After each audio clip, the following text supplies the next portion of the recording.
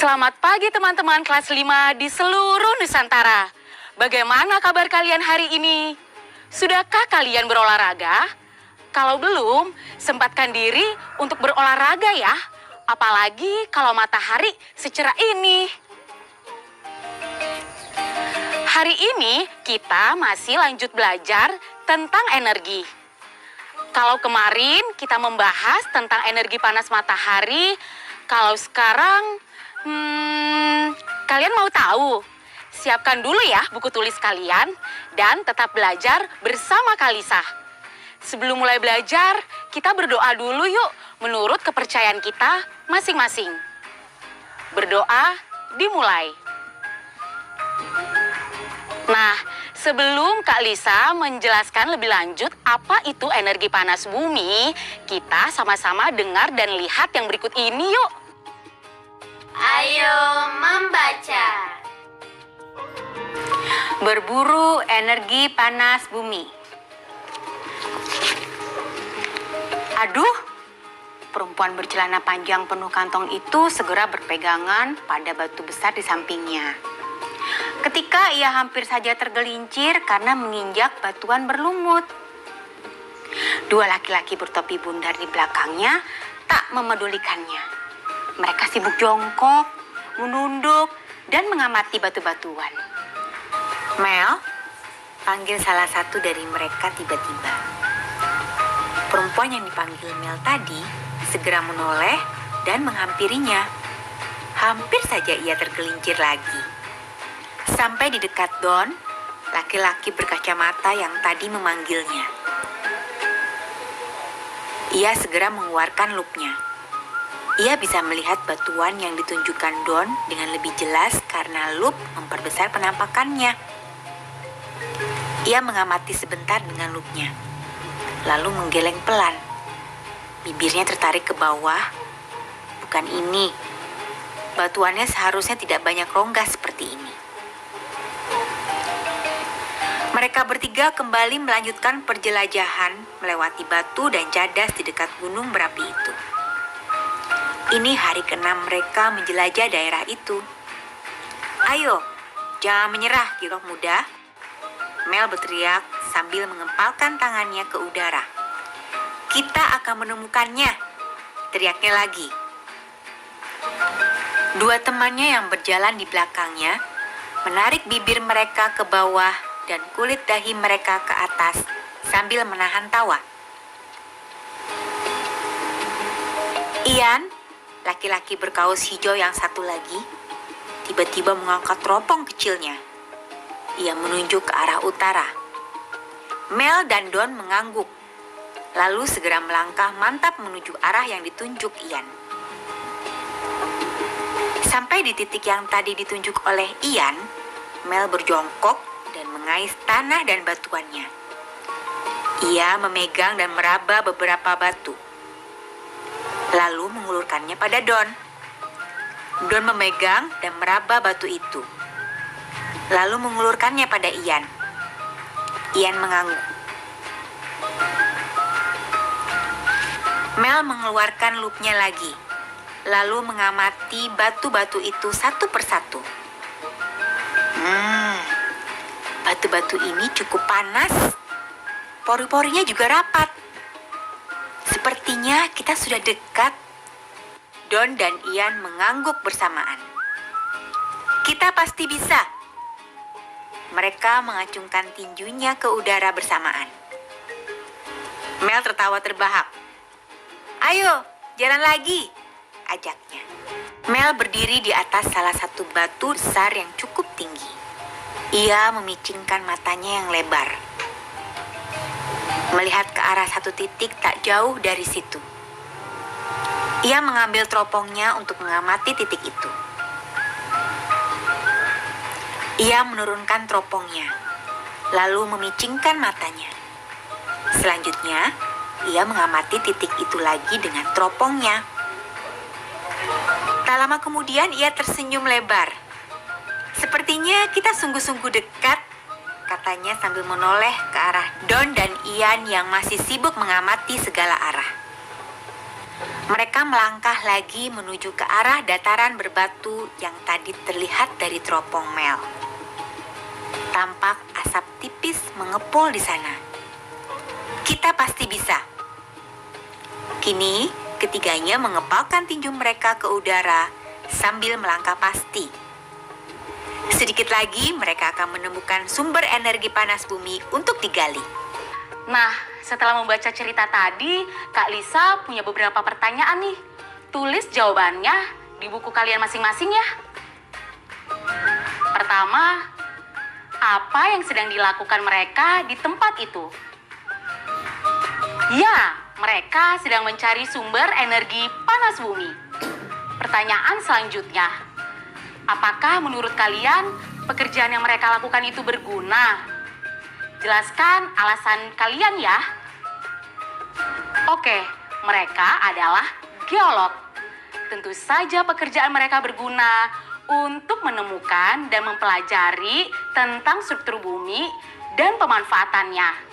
Seperti misalnya menemukan sumber energi yang terkandung dalam bumi agar bisa dimanfaatkan oleh manusia dalam kehidupan. Nah, terakhir, bagaimana kalau tidak ada orang-orang yang mau mempelajari tentang hal yang dilakukan dalam tokoh seperti yang diceritakan tadi? Ya, tentu saja kita akan sulit menemukan sumber energi yang bermanfaat sehingga aktivitas manusia bisa terhambat. Nah, kalian sudah menulis jawabannya di buku kalian masing-masing kan? Sekarang Kak Lisa mau memenuhi janji Kak Lisa untuk menjelaskan lebih lanjut apa itu energi panas bumi. Geotermal atau panas bumi adalah energi panas yang berasal dari dalam bumi. Energi ini terbentuk karena ada panas yang tersimpan.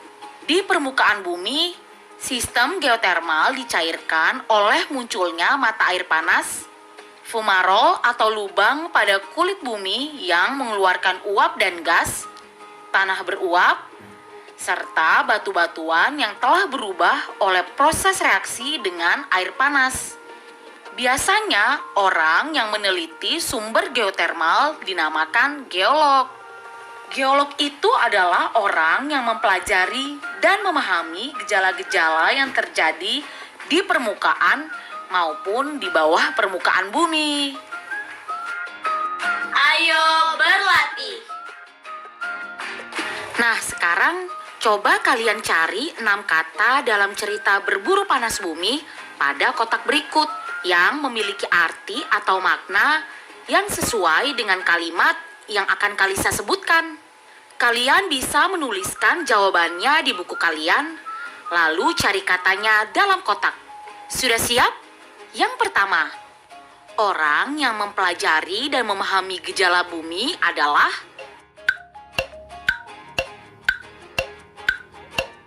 jawabannya apa? Betul, geolog. Yang kedua, nama lain dari panas bumi apa hayo?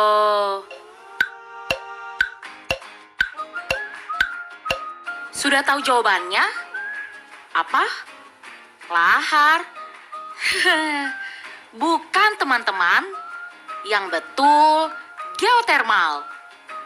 Selanjutnya, apa nama alat untuk melihat barang yang jauh-jauh?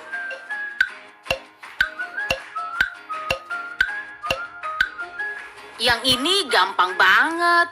Apa coba? Ya, betul. Teropong.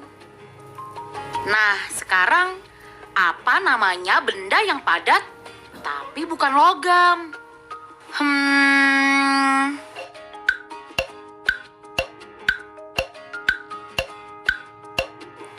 Jawabannya kayu. Ya bisa juga. Tapi jawaban yang tepat adalah batuan. Berikutnya, apa namanya uap yang dapat terlihat?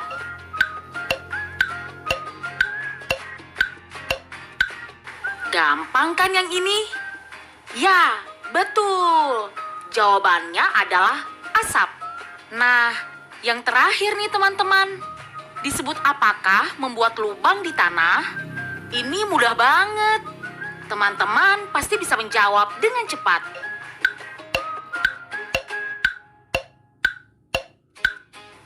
Jawabannya adalah betul, menggali.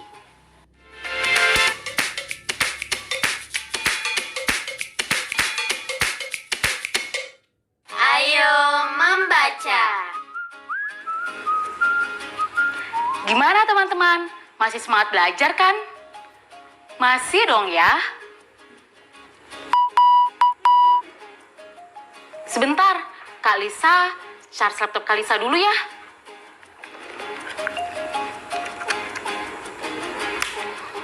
Loh, jangan-jangan mati lampu. Nah kan, mati lampu. Ini dia nih pentingnya punya energi alternatif sebagai sumber daya yang bisa menghasilkan listrik di rumah kita. Nah, kemarin kan kita sudah belajar bagaimana cara untuk menghasilkan listrik. Kalian masih ingat kan? Coba kita runutkan satu-satu ya. Yang pertama ada bahan bakar minyak. Bahan bakar minyak menghasilkan tenaga untuk menggerakkan generator sehingga menghasilkan listrik.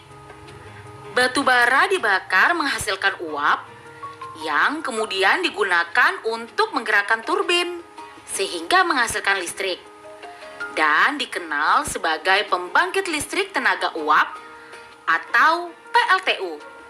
Ada pula yang menggunakan panel listrik dan dikenal sebagai pembangkit listrik tenaga air atau PLTA. PLTA memanfaatkan tenaga air yang dikumpulkan pada bendungan besar, lalu dialirkan untuk memutarkan turbin sehingga menghasilkan listrik. Nah, terus gimana kalau arus air tidak sederas arus air di bendungan? Ternyata arus air yang lebih kecil tetap bisa dimanfaatkan untuk menggerakkan kincir air dan menghasilkan listrik, tetapi dalam jumlah yang lebih sedikit. Kegiatan ini biasanya dikenal dengan PLTA mini, yaitu pembangkit listrik yang menggunakan kincir air untuk menggerakkan generatornya. Nah, ini dia nih gambar PLTA mini. Air dialirkan untuk memutar turbin atau kincir air melalui talang yang berbentuk balok tanpa tutup. Melalui talang ini, air dapat terkumpul lebih deras dan kuat, sehingga mampu memutar turbin dan menghasilkan listrik. Pada gambar ini, kita juga dapat melihat roda kincir yang berbentuk lingkaran. Bentuk ini paling tepat untuk menghasilkan gerak putar yang maksimal. Bentuk-bentuk geometri memang sangat besar manfaatnya bagi kehidupan sehari-hari.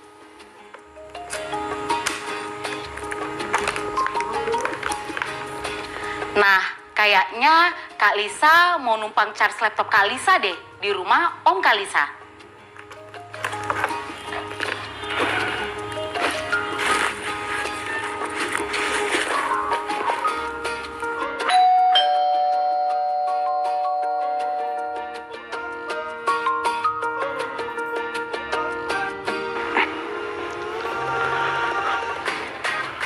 Lisa, di sini ada air kan? Soalnya listrik di rumah Om lagi mati, jadi nggak ada airnya. Om nggak bisa mandi deh. Tami, Tomo, sini. Kita mandi sini aja ya. Gimana? Ya Om, tapi listrik di rumah juga lagi mati nih Om. Waduh, mati. Bukannya kemarin papa kamu udah pasang panel surya?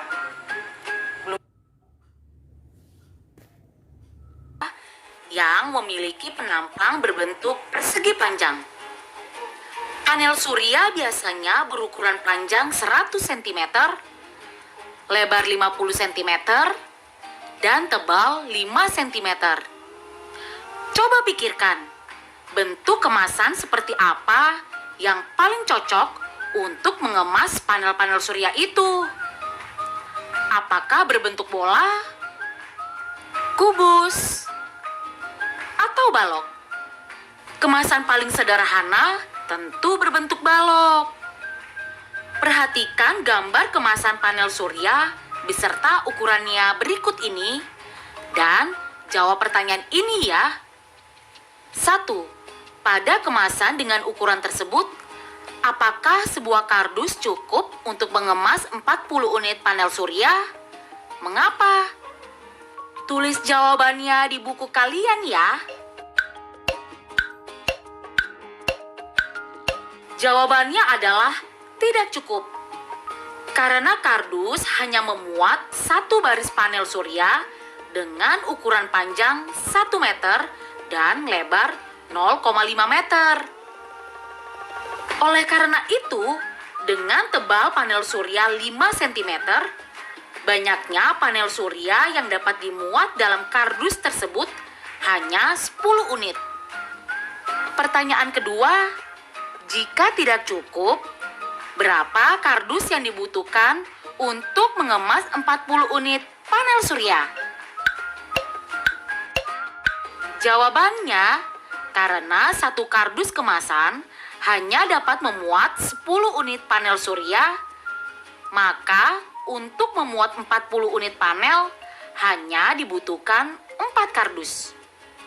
Caranya 40 dibagi 10 sama dengan 4. Mudah bukan? Ayo berlatih. Ternyata ada hikmahnya juga ya. Di rumah Om mati lampu. Jadi kan Om bisa kesini pas kamu lagi nggak ada kerjaan kan? Dan kamu juga bisa gantiin tuh tugas Om untuk nemenin Tami belajar. Iya kan? Kalau gini kan Om bisa santai-santai dulu, ya kan? Memangnya Om gak mau temenin Tami belajar? Tuh, bukannya Om nggak mau. Om itu nemenin Tami belajar udah dari tadi pagi. Sudah selesai? Belum kak, aku bingung. Kalau bagian warna oranye ini mau aku jadiin dasar kubus, berarti sisi yang jadi penutup kubusnya yang mana ya? Teman-teman, ada yang bisa bantu Tami? Gambar jaring-jaring kubus yang telah dibuat Tami seperti ini nih. Kira-kira kalau gambar yang diarsir berwarna oranye ini adalah alas kubusnya, bagian mana ya yang menjadi penutup kubusnya? Kalian bisa membuat contoh gambar jaring-jaring kubus seperti ini nih. Lalu kalian beri tanda silang ya. Kira-kira menurut kalian bagian mana yang cocok untuk menjadi penutup kubusnya? Kak Lisa tunggu ya.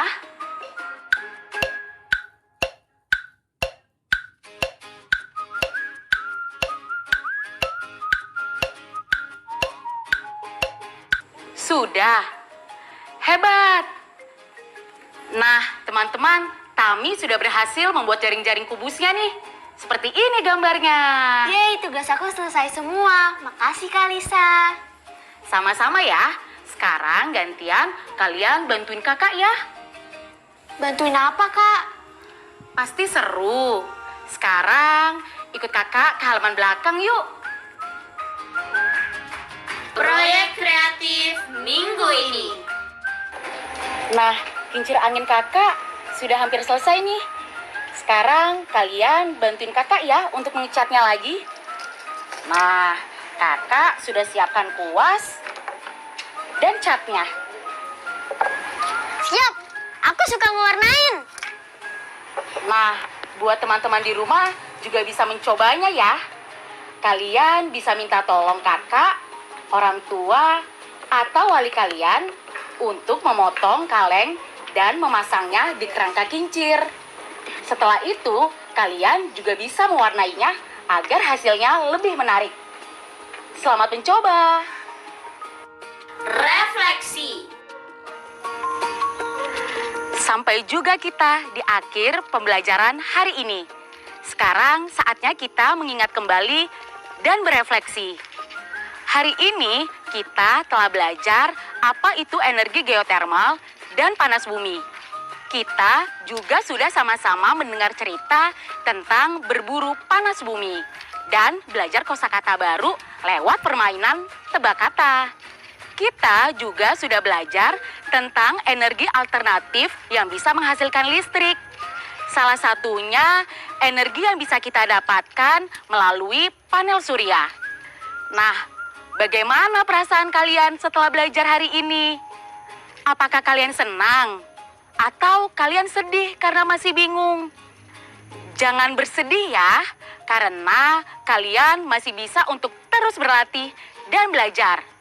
Jangan putus asa, tetap semangat, dan jangan lupa berdoa ya. Sampai jumpa.